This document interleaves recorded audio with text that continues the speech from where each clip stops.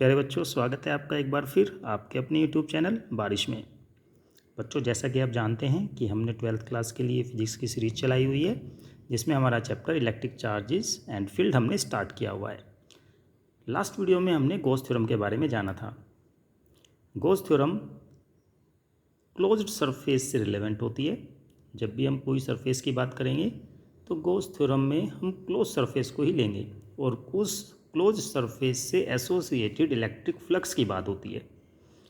ठीक है, तो जैसे हमने इसका ड्राइव किया था, तो बच्चों ये हमने गॉसियन सरफेस एज्यूम की थी। एक इमेजिनरी सरफेस होती है, ये रियल भी हो सकती है, ठीक है, पर हमने डेरिवेशन के लिए इसको इमेजिनरी सरफेस इसकी ली थी। ठीक है, इस गॉसियन ये बिल्कुल क्लोज्ड सरफेस है, इसमें कोई ओपनिंग नहीं है, ठीक है, और ये स्फेरिकल सरफेस है। तो इस सरफेस से associated electric flux phi E Q upon epsilon naught है, जहाँ क्यू क्या है, टोटल चार्ज होता है इनसाइड दी क्लोज्ड सरफेस। एक चीज़ और यहाँ पे ध्यान देने वाली बात है कि इस एनक्लोज्ड सरफेस से एसोसिएटेड इलेक्ट्रिक फ्लक्स आपका क्यू अपॉन एप्सिलॉन नोट केवल ऐसा नहीं है कि इसमें इस क्यू के कारण होता है। अगर बाहर भी मान लेते हैं कोई चार्ज हमारे पास में है, यहाँ पे प्लस क्यू चार्ज है, यहाँ पे कुछ Q1 है, यहाँ पे माइनस Q2 चार्ज है, तो यहाँ इस सरफेस से एसोसिएटेड इलेक्ट्रिक फ्लक्स जो होगा वो इन सभी चार्जेस के कारण होता है, आउटसाइड चार्जेस के कारण भी और इनसाइड चार्जेस के कारण भी। ठीक है, बट जो हम कैलकुलेट करते हैं उसमें केवल चार्ज इनसाइड फॉर्मूले में लेते हैं। ठीक है, गॉस थ्योरम का जो फॉर्मूला होता है उस फॉर्मूले में केवल चार्ज इनसाइड लेते हैं, जो भी आपका चार्ज इनसाइड होता है क्लोज सरफेस के। ठीक है, मान लेते हैं अगर आपको 2-3 चार्जेस और दिए हुए हैं, कोई क्वेश्चन पूछ लिया जाता है, तो आप हमेशा याद रखेंगे कि जब आप उस क्लोज सरफेस से एसोसिएटेड इलेक्ट्रिक फ्लक्स फाइंड करेंगे तो केवल चार्ज इनसाइड को ही अपने फॉर्मूले में गॉस थ्योरम में आपको इंट्रोड्यूस करना है। ठीक है, गॉसियन सरफेस की छोटी सी एक यहाँ पे डेफिनेशन बच्चों, कोई भी हाइपोथेटिकल यानी कि इमेजिनरी क्लोज्ड सरफेस की बात करते हैं जो किसी चार्ज को एनक्लोज करती है, उसी को हम गॉसियन सरफेस कहते हैं। किसी चार्ज को एनक्लोज करना होगा, कोई चार्ज उसके अंदर होना चाहिए। ठीक है, अब हम गॉस थ्योरम के बेस पर कूलॉम्स लॉ को थोड़ा सा ड्रॉ करने की कोशिश करेंगे। Coulomb's law from Gauss theorem, ये क्वेश्चन भी बोर्ड एग्जाम में कई बार पूछा जाता है। Proof the Coulomb's law based on the Gauss theorem. ठीक है बच्चों, एक डायग्राम आप देख पा रहे हैं, ये गॉसियन सरफेस है, स्फेरिकल सरफेस है, बिल्कुल सेम ऐसी ही है जैसा हमने गॉस थ्योरम के डेरिवेशन में देखा था। आप चाहें तो सेम भी बना सकते हैं, कोई इशू नहीं है, पर यहाँ पे थोड़ी सी ये डिफरेंट है। यहाँ पर एक छोटा सा एरिया लिया हुआ है ds, जिसका एरिया वेक्टर ds ऐसे दिखाया हुआ है। ठीक है ना, अब क्योंकि इस Gaussian surface spherical Gaussian surface है और इसके सेंटर में q चार्ज रखा हुआ है, गॉसियन सरफेस का रेडियस r दिया हुआ है, तो इसके हर एक पॉइंट पर गॉसियन सरफेस या स्फेरिकल सरफेस के हर एक पॉइंट पर इलेक्ट्रिक फील्ड की इंटेंसिटी जो होगी हमारी, जिसका मैग्नीट्यूड वो सेम होगा, डायरेक्शन तो हर पॉइंट पर अलग अलग होगी। समझ पा रहे हो, हर पॉइंट पर अलग अलग होगी, किसकी, इलेक्ट्रिक फील्ड की, इस चार्ज के कारण, पर मैग्नीट्यूड सेम होगा। तो यहाँ पर हमने एक छोटा सा एरिया लिया हुआ है ds, जिसका एरिया वेक्टर कितना है, ds वेक्टर ds। इस पॉइंट पर जो कि आपका ये पॉइंट होगा, इलेक्ट्रिक फील्ड इंटेंसिटी कितनी होगी इस एरिया की, E ही होगी, क्योंकि हर एक पॉइंट पर सेम होती है, जैसे हमने पिछले डेरिवेशन में किया था। अगर ध्यान दें तो एरिया वेक्टर और E के बीच एंगल कितना हो रहा है यहाँ पे, 0 डिग्री, क्योंकि सेम आ रहा है ना। तो बिल्कुल सेम ऐसे यहाँ पे थीटा कितना दिखा दिया गया है, 0 डिग्री दिखा दिया गया है। ठीक है, अब सबसे पहले हम क्या करेंगे, बिल्कुल वही सेम फिनोमेना चलना है हमारा यहाँ पे जैसे हमने गॉस थ्योरम में किया था। ध्यान रखने की ज़रूरत ये है कि गॉस थ्योरम में हमने जो गॉस थ्योरम का फॉर्मूला था उसको प्रूफ किया था, यहाँ पे हम इसका इस्तेमाल करेंगे। ठीक है ना, इसको यूज़ करेंगे। तो सबसे पहले तो आप इस छोटे से एरिया से associated electric flux D phi E calculate कर लेंगे, जो होगा E dot D S, vector form में रहेगा। आप इसको ए डॉट बी का फॉर्मूला जो ऐसे होता है हमारा ए बी कोस थीटा, वो अप्लाई करेंगे। थीटा की वैल्यू बच्चों यहाँ पे 0 है तो 0 रख दी, तो ओवरऑल आपका ई डी एस आ गया। ठीक है, डी फाई ई, ये छोटा सा आपका फ्लक्स है associated to this Gaussian surface, छोटा सा flux associated with this small surface, this small surface. ठीक है, अब टोटल नेट फ्लक्स आप इस क्लोज सरफेस से निकालना चाहते हैं तो आप इंटीग्रेशन कर दीजिए। इंटीग्रेशन करेंगे तो साइक्लिक इंटीग्रेशन आ जाएगा, ई ds और यहाँ पर सरफेस s का कर रहे हैं इंटीग्रेशन, तो e बाहर ले लेंगे और ये साइक्लिंग इंटीग्रेशन ds आ जाएगा। ये गॉसियन सरफेस है, तो बच्चों ये गॉसियन सरफेस की जो टोटल सरफेस स्फेरिकल सरफेस है, तो इसका 4πr² हमारा वैल्यू आएगा। इसका वैल्यू कितना आएगा हमारे पास में 4πr²। गॉसियन सरफेस हमारी ये स्फेरिकल है, स्फेयर है, ठीक है।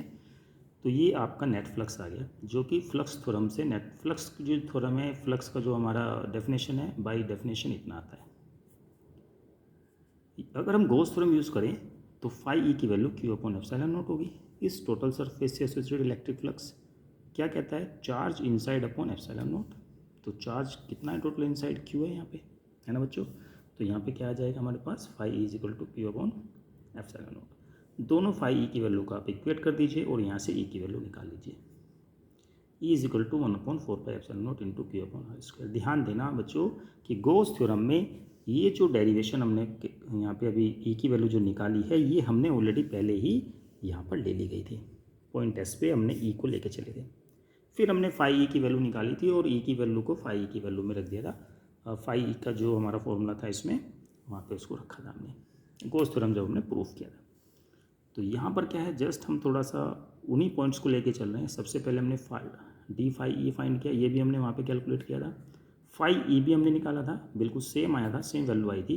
और यहाँ पर E is equal to 1/4πε0 into Q/r², ये वैल्यू हमने निकाली थी हर एक पॉइंट पे इलेक्ट्रिक फील्ड की इंटेंसिटी, और यहाँ पर ये चीज़ हमने प्रूफ की है गॉस थ्योरम का इस्तेमाल करते हुए, ठीक है। अब कूलम्ब्स लॉ में इलेक्ट्रिक फील्ड इंटेंसिटी तो फाइंड नहीं करते हम, तो उसमें किन्हीं भी 2 पॉइंट चार्जेस के बीच में जो फोर्स लगती है, इलेक्ट्रोस्टैटिक फोर्स, उसको प्रूफ करते हैं, उसका फॉर्मूला टाइप करते हैं। तो इस पर्टिकुलर पॉइंट पर इलेक्ट्रिक फील्ड की इंटेंसिटी के लिए हमने E is equal to 1/4πε0 into Q/r² आ चुकी है, ठीक है। The force on the point charge Q0। अब हम क्या कर रहे हैं कि कोई Q0, कोई छोटा सा जो चार्ज होता है, कोई भी लेकर के Q0 जो चार्ज हम इसकी सरफेस पे लेके आते हैं r डिस्टेंस पर, यहाँ पे भी ला सकते हैं, कहीं पे भी ला सकते हैं, क्योंकि हर एक पॉइंट पर जो इलेक्ट्रिक फील्ड की इंटेंसिटी हमारी सेम आएगी। और हमने इसको सरफेस S पर कहीं पे भी रख दिया, तो हमारे पास जो इस पर फोर्स लगेगी F is equal to Q0 into E, ये फोर्स लगेगी, क्योंकि इलेक्ट्रिक फील्ड में अगर कोई चार्ज आप रखते हो, पॉजिटिव चार्ज, तो उसके अकॉर्डिंग फोर्स की डायरेक्शन भी डिटरमाइन कर देते हैं। तो ई की वैल्यू हमने यहाँ से उठा के यहाँ पे रख दी, तो 1/4πε0 Q0/r²। बच्चों यही तो कूलम्ब्स लॉ होता है, Q1 Q2/r², 1/4πε0 into Q1 Q2/r²। Are क्या होगा भाई, यहाँ पे किसी भी सब पॉइंट पर आप चार्ज को रखोगे, कहीं भी, है ना, इस सरफेस पर कहीं पे भी रखो, तो डिस्टेंस कितनी होगी, उससे आर होगी, ठीक है। तो ये हमने प्रूव कर देते हैं कि कूलम्ब्स लॉ को हम प्रूव कर रहे हैं किसकी हेल्प से, गॉस थ्योरम की हेल्प से। ये पूछ लिया जाता है कई बार बोर्ड एग्जाम में। चलिए बच्चों, कुछ अपना नेक्स्ट टॉपिक पढ़ते हैं, जिसमें हम चार्ज, यूनिफॉर्मली चार्ज डिस्ट्रीब्यूशन का इंपॉर्टेंट टॉपिक है। आगे हम देखेंगे कैसे गॉस थ्योरम का इस्तेमाल करके यूनिफॉर्म चार्ज डिस्ट्रीब्यूशन जो होता है, वहाँ से इलेक्ट्रिक फील्ड की इंटेंसिटी किसी पर्टिकुलर पॉइंट पे फाइंड करते हैं। तो चलिए थोड़ा सा आगे बढ़ते हैं। तो ये है यूनिफॉर्म चार्ज डिस्ट्रीब्यूशन। यूनिफॉर्म का मतलब हमें समझ में आता है, जो यूनिफॉर्मली डिस्ट्रीब्यूटेड, तो डिस्ट्रीब्यूट मतलब फैलना हो, बराबर तरीके से फैले। तो सबसे पहले हम बात करेंगे बच्चों लाइन चार्ज डिस्ट्रीब्यूशन की। लाइन चार्ज डिस्ट्रीब्यूशन, इसका मतलब ये होगा कि चार्ज एक लाइन में डिस्ट्रीब्यूट हो रहा है इक्वली। जैसे कोई हमने चार्ज लॉन्ग वायर ले ली, बहुत लंबी वायर है जिसकी लेंथ कितनी है L, हमने इसको चार्ज दिया है टोटल कितना Q, और ये इसकी लेंथ में थ्रू आउट इक्वली डिस्ट्रीब्यूटेड है, ठीक है। ये प्लस चार्ज भी हो सकता है बच्चों, माइनस भी हो सकता है। जैसे हमने एक और दूसरी वायर ली हुई है, इस पर नेगेटिव चार्ज है, लेंथ इसकी L है, तो कोई भी हो सकता है, पॉजिटिव या नेगेटिव जो भी है, ठीक है। तो इस तरीके से जब चार्ज एक लाइन में डिस्ट्रीब्यूट रहे, है ना, लाइन में डिस्ट्रीब्यूट रहे, तो उसको कहते हैं लाइन चार्ज डिस्ट्रीब्यूशन। इसमें एक इम्पॉर्टेंट टर्म है जो हमें ध्यान रखने की ज़रूरत है, याद भी रखना पड़ेगा, लाइन चार्ज डेंसिटी। इसको बच्चों हम लैम्डा से दिखाते हैं, line charge density, L4 line, L4 lambda, ठीक है। लैम्डा इज इक्वल टू होता है Q/L, charge per unit length. आपकी यूनिट लेंथ में कितना चार्ज है, उसी को क्या कहेंगे हम, लाइन चार्ज डेंसिटी। सिंपल है। अगर आपसे पूछा जाए डिफाइन लाइन चार्ज डेंसिटी तो आप कह सकते हो charge per unit length is called line charge density. इसकी यूनिट क्या हो जाएगी? कूलाम पर मीटर। सिंपल है। सबसे पहले तो चार्ज डिस्ट्रीब्यूशन समझ में आया हमें कि जब कोई चार्ज, अभी तक हम जो भी चार्ज पढ़ रहे थे बच्चों वो जनरली एक पर्टिकुलर पॉइंट चार्ज की बात कर रहे थे, बट अभी यहाँ पे चार्ज क्या है हमारा? डिस्ट्रीब्यूट हो रहा है एक लाइन में, तो लाइन चार्ज डेंसिटी होगी। लाइन चार्ज डेंसिटी क्या हो जाएगा? Lambda is equal to Q upon L. और इस टाइप के चार्ज के डिस्ट्रीब्यूशन को कहते हैं लाइन चार्ज डिस्ट्रीब्यूशन। ऐसे ही चार्ज आपका सरफेस में भी डिस्ट्रीब्यूट हो सकता है, जैसे हमने एक यहाँ पे रेक्टेंगल या स्क्वायर सरफेस ली हुई है। सरफेस स्पेरिकल भी हो सकती है ना? सरफेस कैसे भी हो सकती है, उस पर आपने अगर चार्ज हमारा इक्वली डिस्ट्रीब्यूटेड है पूरी सरफेस पे, पॉइंट चार्ज नहीं है यहाँ पे, ये चार्ज जैसे हमने क्यू चार्ज लिया हुआ है टोटल चार्ज, इस टोटल चार्ज क्यू है और वो इक्वली डिस्ट्रीब्यूटेड है हर जगह, तो इस सरफेस का एरिया मान लेते हैं बच्चों ए है। ये एरिया अलग अलग सरफेसेस के लिए अलग अलग तरीके से कैलकुलेट होगा। सरफेस चार्ज डेंसिटी, जैसे हमने यहाँ पे लाइन चार्ज डेंसिटी इंट्रोड्यूस हुआ हमारे सामने, तो यहाँ पे सरफेस चार्ज डेंसिटी होगा। जब कोई चार्ज सरफेस पर इक्वली डिस्ट्रीब्यूटेड रहे तो उसको क्या कहेंगे? Surface charge distribution. और सरफेस चार्ज डेंसिटी क्या होगी? Charge per unit area. Sigma से इसको दिखाते हैं क्यू अपॉन ए। कूलाम पर मीटर स्क्वायर इसकी आपकी यूनिट हो जाएगी। 1 मीटर स्क्वायर या 1 मीटर स्क्वायर में कितना चार्ज है, 1 मीटर स्क्वायर एरिया में कितना चार्ज है, वही क्या कहलाता है? सिग्मा। यूनिट एरिया में कितना चार्ज है, सिग्मा कहलाएगा। तो यहाँ से टोटल अगर मुझे चार्ज निकालना है तो कितना आ जाएगा? सिग्मा इंटू ए। ऐसे टोटल चार्ज निकालना है तो कितना आएगा? Lambda into L. Volume charge density, अगर आपका डिस्ट्रीब्यूशन, अगर आपका चार्ज किसी वॉल्यूम में इक्वली डिस्ट्रीब्यूट हो हर जगह इक्वली डिस्ट्रीब्यूट हो रहा है तो हम उसे वॉल्यूम चार्ज डिस्ट्रीब्यूशन कहते हैं। मान लेते हैं कि ये क्यूब हमारे पास है, क्यूबॉइड भी हो सकता है आपके पास, ये कोई स्फीयर सॉलिड स्फीयर हो सकता है या कोई सिलेंड्रिकल भी हो, सिलेंडर भी हो सकता है ना। तो इसका वॉल्यूम मान लेते हैं वी है। अब अलग अलग 3D शेप के लिए, 3D साइज़ के लिए आपका वॉल्यूम वी का फॉर्मूला अलग अलग होगा, ठीक है। तो मान लेते हैं इसका वॉल्यूम टोटल कितना है? वी। अगर यहाँ पे मान लेते हैं ये क्यूब है और इसकी साइड ए है तो इसका वॉल्यूम हो जाएगा ए क्यूब, और हमने इसको टोटल चार्ज जो दिया हुआ है क्यू दिया हुआ है। तो यहाँ से हम निकालेंगे वॉल्यूम चार्ज डेंसिटी, जिसको रो से दिखाते हैं। कैसे निकलेगी? Total charge divided by volume, या हम कहें charge per unit volume. Charge per unit volume क्या हो जाएगा हमारा? Volume charge density. बहुत ही सिंपल है, आप इसे देखेंगे तो charge per unit length line charge density, charge per unit area surface charge density, charge per unit volume volume charge density, ठीक है। और कैलकुलेट करना भी आसान हो जाता है। आगे की चीज़ों में हमें थोड़ा हेल्प करेगा ये चीज़ों को समझने में। अब इससे रिलेवेंट एक छोटा सा न्यूमेरिकल देख लेते हैं, तो चलिए देखते हैं उसे। बच्चों ये एक न्यूमेरिकल है छोटा सा। Uniform charge sphere carries a total charge of 2 pi into 10⁻⁻12 coulomb, ठीक है।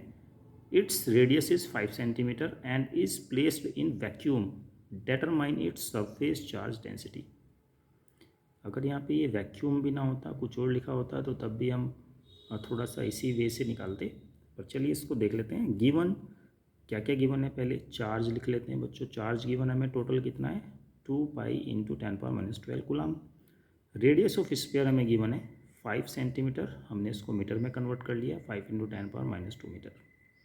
सरफेस एरिया ऑफ स्फीयर, भाई हमको तो एयर चाहिए क्योंकि हमसे सरफेस चार्ज डेंसिटी पूछी है, तो जो स्फीयर होता है उसका सरफेस एरिया कितना होता है वो हमें कैलकुलेट करना है। 4 पाई आर स्क्वायर होता है। आर की वैल्यू हमने ऊपर से उठा के यहाँ पे रख दी। फर्दर इसको ज़्यादा सिंप्लीफाई हम नहीं करेंगे क्योंकि 4 पाई है और यहाँ पे 2 पाई भी लिखा हुआ है, तो कैंसिल आउट हो जाएंगे।